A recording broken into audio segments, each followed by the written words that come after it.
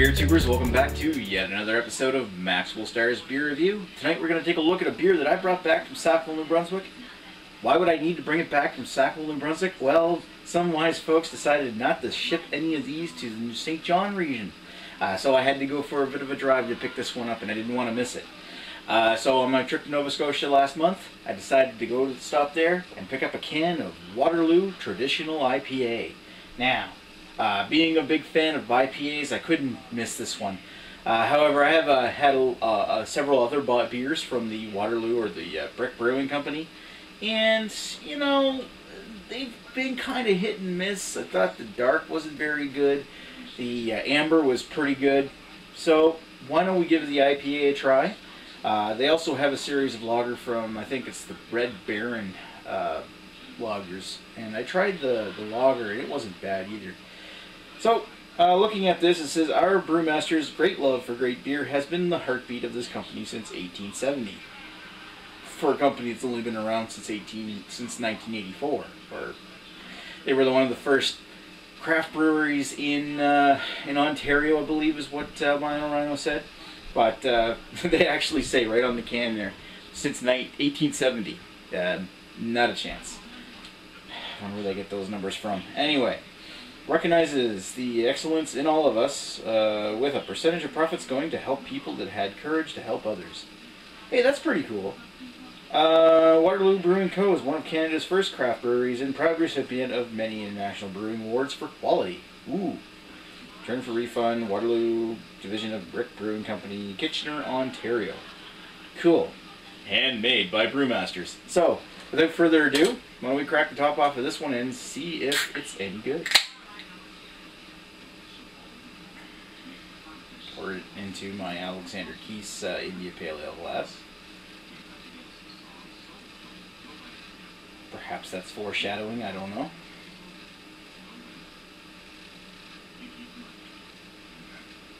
A lot of head. Maybe I let it warm up a little too much. It's probably around, it's not room temperature, it's still cold, but it's probably like 12, 14 degrees right now. It's been in the fridge for an hour or so. So looking at that, it looks like your standard IPA fare. It's got a eggshell white head, 3 fingers. Probably add a little bit more here. I don't want to add too much to it because it doesn't... Well, hey, that's not bad. That's got some good head retention. Boy, you pour that out right away and it actually looks really nice with that big dollop of head. Depends on how you like it. It's see-through. It's a little bit hazy in the top, but that could just be from condensation. Lots of carbonation coming up through that. Yeah, it looks nice. Like I said, eggshell whitehead. Giving it a sniff here. There's a subtle citrusy note, but it smells very herbal. It smells... It's very herbal. Got a little bit of the copper coin note. Metallic. It smells like your typical hop extracts that you would smell, or like you would get in your macro lagers. Doesn't really smell a whole lot like your typical IPA that you would get. However, this one's going more for the traditional style, which tended to use a bit more the earthy British style hops. And this does smell like a certain varieties of British hops, like. I forget which ones smell like the metallic. Is that the East Kent Goldings? Yeah, I think so. But it smells a little on the cardboardy side. Tiny bit of sweet malt presence there. It smells almost a little starchy, like cardboard and extracts. So, doesn't smell too bad. So let's give it a taste.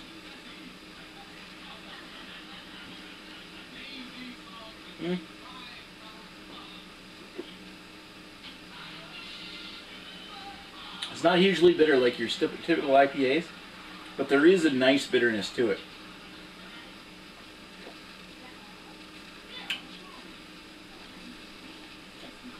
There's a little bit of like this mixed in with the metallic hop taste that kind of focuses on the tip of the tongue. As it goes down back, you get more of an earthy, grapefruity kind of note. And in the back, you get this nice spit like a caramel malt.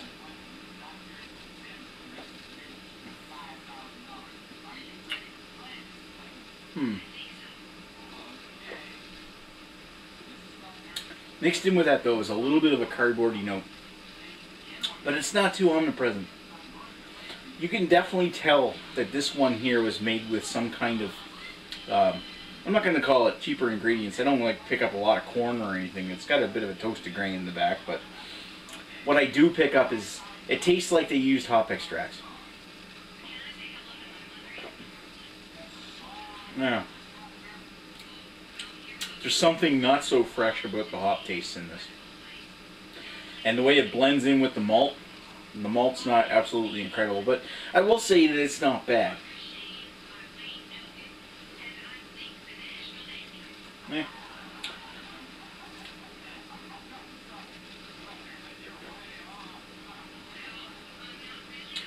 It weighs a little heavy, but you expect that from an IPA.